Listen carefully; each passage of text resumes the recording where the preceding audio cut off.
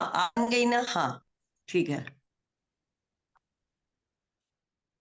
नमो अरिहंताणं, नमो सिद्धाणं, नमो आयर्याणं, नमो वज्राय, नमो लोये सब साहुणं, ऐसो नमो करो सब पाप प्रणाशनो, मंगलार्णं च सभे परमं अवै मंगलम्, मंगलम भगवान वीरो, मंगलम गौतमो गणि, मंगलम कुंद कुंदार्यो जयंतमोस्तु मंगलम, सर्वमंगल मंगलम सर्वकल्याणकारकम, प्रधानम सर्वधर्मानां, जैनम जयतु शासनम, जैनम जयतु शासनम। ये आज और कल का जो सेशन चलेगा,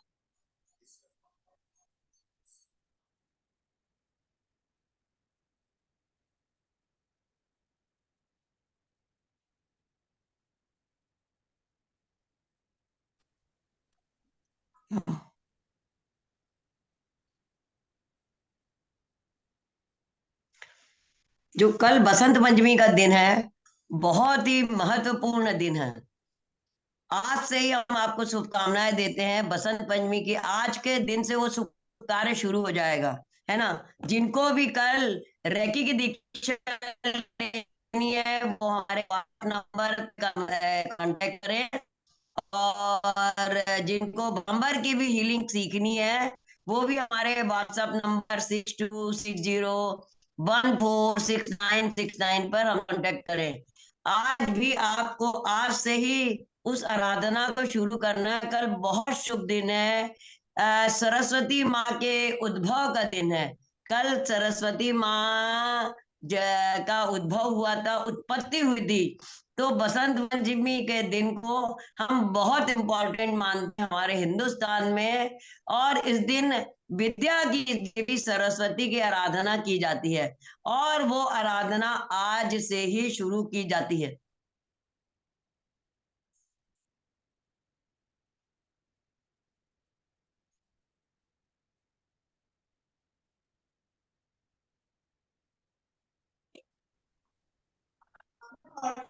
डेटा ज्यादा यूज कर लिया, मैंने तो आज यूज ही नहीं करा। तो ये खोल देना, आज ये खोल दो। तो ये जो है, आज रात को सोते समय आप लोग को ये करना है कि जब रात को सोओगे, हाथों को ऐसे देख के सोना है, ऐसे। और इसमें सरस्वती माँ की कल्पना करके सोना है। बहुत इंपॉर्टेंट चीज हम बता रहे हैं, देखिए।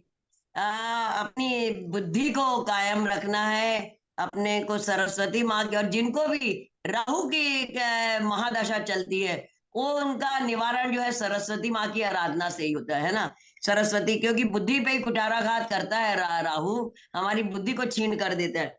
तो ऐसे हाथ करना है आपको अपने दोनों सोते समय, और इसमें हथेलियों में सरस्वती माँ की कल्पना करनी है, और दीदी आपके ओम हाथ का उच्चारण करना है बहुत देर आंटी तक। आपकी आपके हाथ आवाज। की वो ऐसे दिखाई नहीं ऐसे दे रही। ऐसे। हाँ, आप दिखाई नहीं दे रहे हो, आपके हाथ मैं नहीं नहीं दिख दिखा? रहा है कैसे अरे करना है। नहीं, अच्छा, एक मिनट। हाथ यशा, नहीं एक दिखाई मिनट, नहीं। नेट नहीं आ रहा क्या? देखो ना यार, अब तुम क्यों नहीं पहले से बताया यार? दिन भर से कि उसमें वो नहीं है जी। मुझे कैसे पता होगा, मैं घर में हूँ क्या? अब मैं दिख रही ऑफिस में हूँ? बैठ के थोड़ी ना पता रहता। नहीं दिख रहा है, नहीं दिख रहा है। अब दिख रहा है। अब दिख रही हूँ? हाथ आप, ये खोल दो, ये भी हाथ आप इधर की भी ऊपर खोल दो, करो। ये वो खोल दो, उधर के पर्दे वो खोल दो, सब खोल दो। जनाड़ू कहाँ है?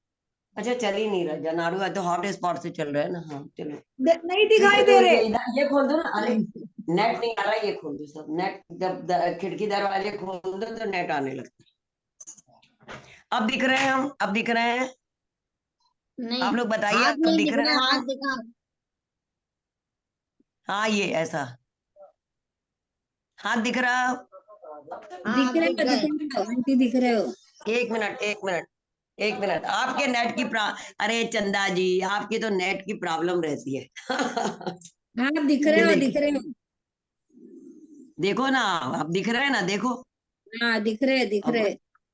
हाँ देखो, दिख रहा है। तो ऐसा हाथ करना, ऐसा रात को सोते समय, जब भी आप सोने जाएंगे ऐसा हाथ अरे करना है, ऐसा। पद्मा दीदी, आप और स्पॉटलाइट इसमें पे नहीं हो।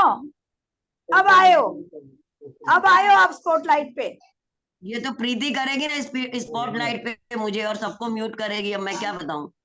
नहीं नहीं, हाँ स्पॉटलाइट चलो। पे तो आप खुद ही आओगे ना, प्रीति तो खाली रिकॉर्ड करेगी। नहीं नहीं।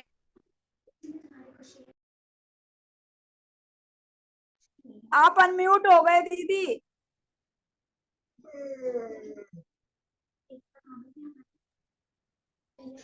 हम्म।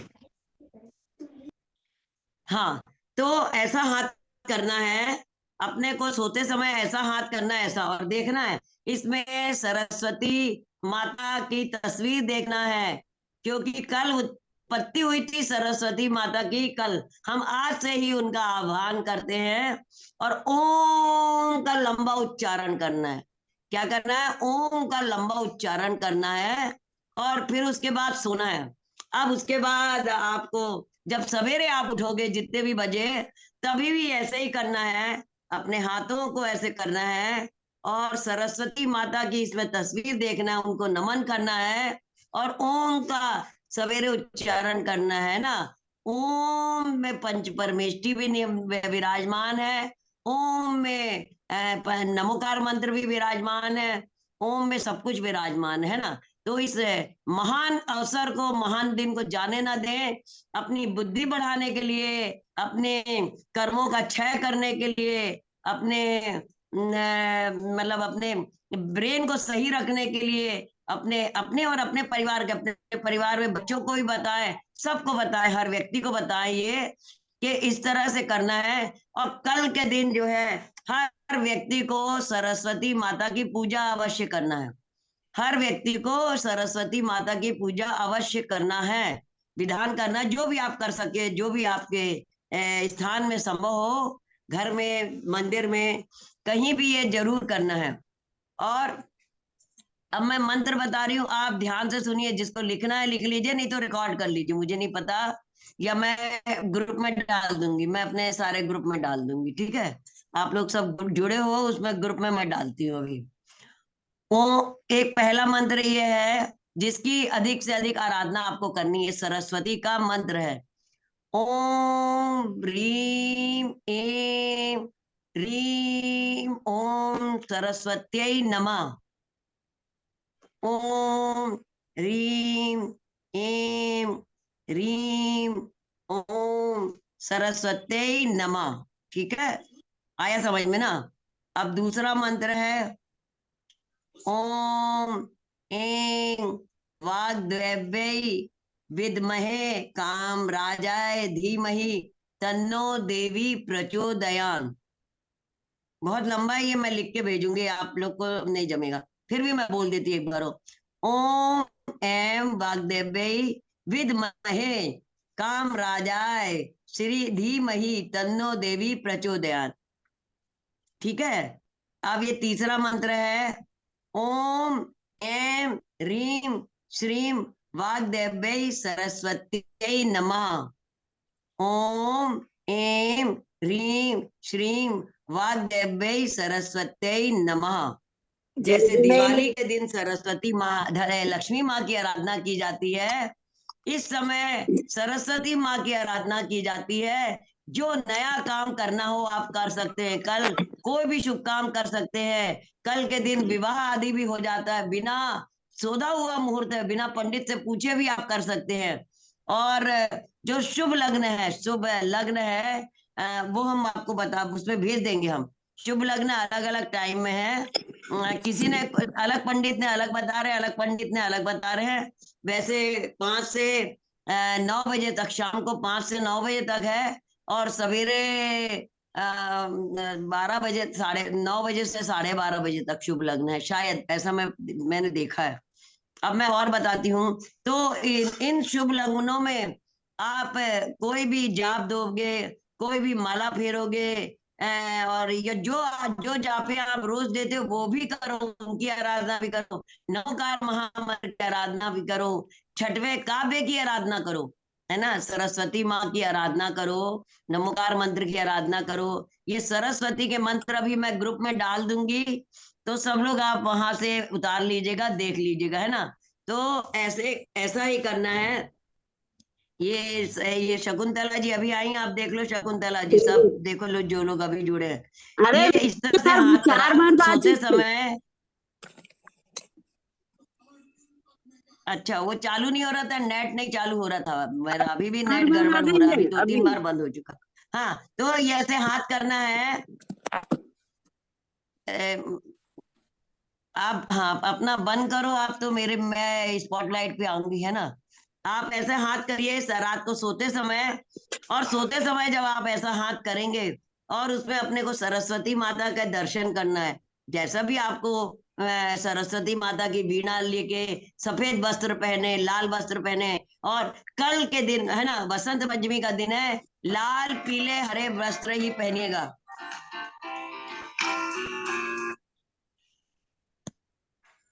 हाँ शशि जी, मैं सेशन में हूँ, आप आ जाइए भाई।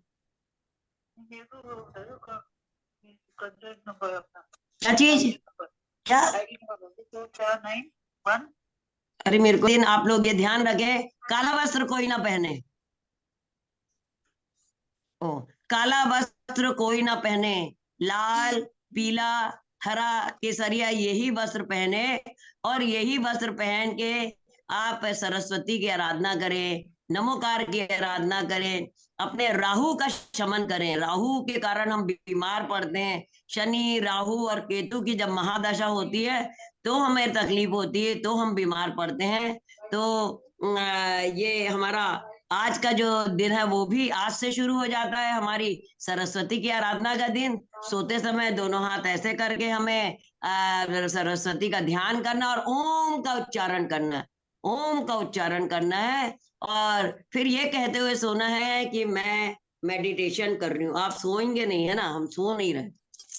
आप ये जब कहेंगे कि मैं मेडिटेशन में जा रही हूँ, तो आपके पूरा समय उपयोग हो जाएगा। जो सवेरे का समय आएगा आपका, जब आपको क्या मतलब आज 12 बजे का जो दोई बिरिया का काल है, संध्या काल जो सुबह और रात मिलती है, तो वो भी मिल जाए, बन जाएगा। फिर सवेरे जो ब्रह्म मुहूर्त है वो भी आपको एक काउंट आ जाएगा। तो आपको ये कहना है सोते समय कि मैं मेडिटेशन में जा रही हूँ। आप उस मेडिटेशन में जाइए और अपने ब्रेन को, सबकॉन्शियस माइंड को आज्ञा दीजिए कि सबकॉन्शियस माइंड, मैं अपने मेडिटेशन में जा रही हूँ, मुझे सवेरे इतने बजे उठा देना। वो आपको उतने बजे ही उठा देगा, और उतने बजे उठ के आप फिर से आपको ऐसा हाथ करना है, सरस्वती माता की इसमें तस्वीर देखना है और ओम का उच्चारण करना है। उसके बाद आप नहा धो लीजिए, लाल पीले हरे ऐसे वस्त्र पहनिए, केसरिया, और वस्त्र पहन के मंदिर जाइए। अपने सरस्वती माता के जो भी देवशास्त्र गुरु की पूजा आरती अभिषेक शांति धारा जो भी करते हैं वो करिए, और उसके बाद सरस्वती माता की पूजा अवश्य कीजिए। कल अनंत अनंत गुना फल है, सरस्वती की आराधना का अनंत अनंत गुना फल है। इतना इंपॉर्टेंट दिन है कल। जिंदगी कितने जन्मों के पाप आपके नष्ट होंगे, आप ज्ञान की आराधना करेंगे। आप 5 प्रकार के ज्ञान है हमारे पास में, है मति ज्ञान, शुद्ध ज्ञान, अवधि अवधि ज्ञान, ज्ञान। मन पर ज्ञान और केवल ज्ञान। इन 5 ज्ञानों की आप आराधना कर रहे है ना। इन 5 ज्ञानों की आप आराधना करोगे। वो जो उस दिन मैंने एक मेडिटेशन करवाया था नमोकार मंत्र का और 5 आराधना वाला, वो आज भी करते हैं अपन, जिससे कि आप लोग को लगेगा कितना महत्वपूर्ण है ये। आप इस सरस्वती की आराधना करने से ज्ञान की आराधना, और ये ज्ञान कहाँ से आया है, हमारा नहीं है, अनादिकाल से है। जीवों में ज्ञान होता है, पर कैसे होता है, इसके एंड कहाँ होता है, केवल ज्ञान के रूप में। जब भगवान या कोई केवली या कोई मुनि महाराज 4 घातिया कर्मों का क्षय कर लेते हैं, ध्यान में बिल्कुल निश्चल हो जाते हैं, एकदम मतलब ना राग ना द्वेष ना मोह न क्रोध न मान न माया न लोभ, किसी तरह की वो नहीं रहती। सम्यक दर्शन, सम्यक ज्ञान, सम्यक चरित्र का पालन करते हुए अपने ध्यान, अपनी आत्मा के ध्यान में लीन हो जाते हैं। जब किसी से कुछ नहीं होता, कर्मों का क्षय कर लेते हैं, तब उनको इस कैवल्य की प्राप्ति होती है ना। 4 घातिया कर्मों का क्षय हो जाता है। और उसी प्रकार इसमें केवली जब हम नमो अरहंताड़म बोलते हैं तो देखिए 7 केवलियों को आप नमस्कार करते हैं। 4-5 प्रकार के नमो अरहंताड़म बोलना चाहिए। नमो अरहंताड़म, नमो अरहंताड़म का मतलब है जो इंद्रों की पूजा से भी महान है। इंद्र भी जिनकी पूजा करते हैं ऐसे अरहंत परमात्मा यानी अरहंत परमेष्टि को मेरा नमस्कार है। ऐसा हुआ नमो अरहंताड़म। अब नमो अरिहंताड़म का अर्थ जानिए। नमो अरिहंताड़म का अर्थ है अरि मतलब शत्रु, और जिन्होंने शत्रुओं को अपने नष्ट कर लिया। अब शत्रु कौन है? मेरा इससे लड़ाई हो गई, उससे लड़ाई, ये शत्रु नहीं है। अरे कर्म रूपी शत्रु है जो मेरे ज्ञानावर्णी, दर्शनावर्णी, मोहिनी और अंतराय, इन शत्रुओं का नाश करना है। ज्ञानावर्णी, दर्शनावर्णी, मोहिनी और अंतराय, इन 4 घातिया कर्म रूपी शत्रुओं का जिन्होंने नाश कर लिया, ऐसे नमो अरिहंताड़म, ऐसे केवली, ऐसे अरहंत परमात्मा को मेरा नमस्कार है। अब नमो अरुहंताड़म में, नमो अरुहंताड़म में आप 7 प्रकार के केवलियों को नमस्कार करते हैं। 7 प्रकार के केवलियों को नमस्कार करते हैं।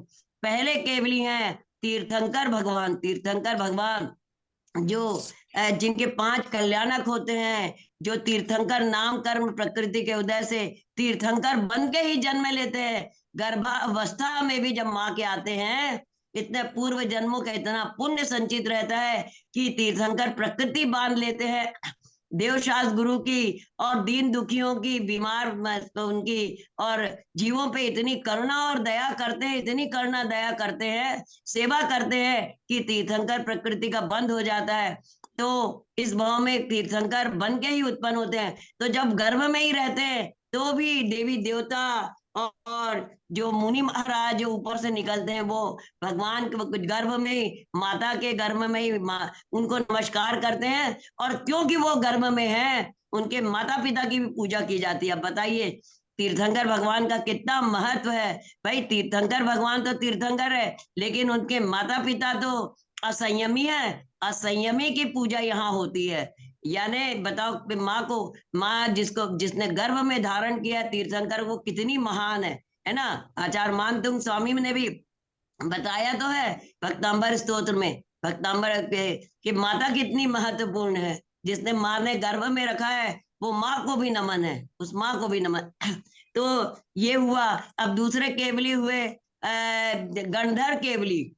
गणधर देवता मतलब तीर्थंकर भगवान 5 कल्याणक के धारी और 4 अष्ट प्रातिहार के धारी, अष्ट मंगल द्रव्य के धारी, जिनका समोशरण होता है, जिनकी 12 सभाएं होती हैं, जिनकी सर्वांग से दिव्य ध्वनि गिरती है, अपने सब कमलासन पे विराजमान होते हैं, सोने के सिंहासन पे विराजमान होते हैं। बीचों बीच में चारों तरफ 12 सभाएं लगी रहती हैं और बीचे बीच में तीर्थंकर केवली विराजमान होते हैं। ऐसे अरहंत परमात्मा को, ऐसे तीर्थंकर भगवान को कोटि कोटि नमन। और सर्वांग से उनकी दिव्य ध्वनि गिरती है। ना वो मुंह से बोलते हैं, ना वो और कैसे भी बोलते हैं, पूरे सर्वांग से ओंकारात्मक दिव्य ध्वनि खिरती है जो वेग की गर्जना के समान होती है। समझ नहीं पाता है कोई, समझ थोड़ी सकता है। बस सर्वांग से गड़गड़ गड़गड़ गड़गड़ ओम ओम ओम ऐसी ध्वनि खिरती है। और उसको समझने वाले कौन होते हैं? सिर्फ गणधर देवता होते हैं। तो गणधर देवता तो तीर्थंकर भगवान तो अपने आहारों के लिए भी निकलते हैं, क्योंकि उनको धर्म का उपदेश देना रहता है और चर्या चलवानी रहती है। जैसे आदिनाथ भगवान ने कई मुनियों कई राजाओं के साथ दीक्षा ले ली थी, बाद में वो सब स्खलित हो गए और उन्होंने किसी ने कुछ पहन लिया, वस्त्र पहन लिया, किसी ने छाल पेड़ पत्ते पहन लिए, पर आदिनाथ भगवान अपने उसी में लीन रहे, है ना। और जब वो फिर चर्या के लिए निकले तो कोई कुछ दे रहा है उनको, कोई कुछ दे रहा है, कोई भेंट सोना चांदी भेंट कर रहा है, तो वो तो उनकी चर्या थी नहीं। फिर राजा श्रेयांश को ध्यान आया पूर्व भाव में कि मैं इनकी पत्नी थी और हम दोनों ने चारण रिद्धिधारी मुनि राजों को आहार दिया था। और आहार की विधि ऐसी होती है, पड़गाहन करना पड़ता है, मुनियों का, और शुद्ध भोजन बना के उनको आहार देना पड़ता है। जब उनको ये ध्यान आया, स्वप्न में दिखा ये, तो उन्होंने अपने घर में भोजन की, शुद्ध भोजन की व्यवस्था की, और राजमहल के बाहर जाके पड़गाहा, और भगवान का जन्म अयोध्या में हुआ था। और तपस्या उन्होंने प्रयाग जी में ली थी। हम देख के आए हैं भगवान के, जहाँ तपस्या उन्होंने की थी, वहां पे वृक्ष के नीचे भगवान के चरण अभी भी बने हैं, वट वृक्ष। आज भी वो वट वृक्ष है, इतने वर्षों में आज तक सुरक्षित है वो वट वृक्ष, अभी भी नष्ट नहीं हुआ। तो उस वहां पे उनके चरण भी बनाए गए हैं, वहां उन्होंने तपस्या करी। और जब तपस्या करके वही केवल ज्ञान हुआ है भगवान को, पर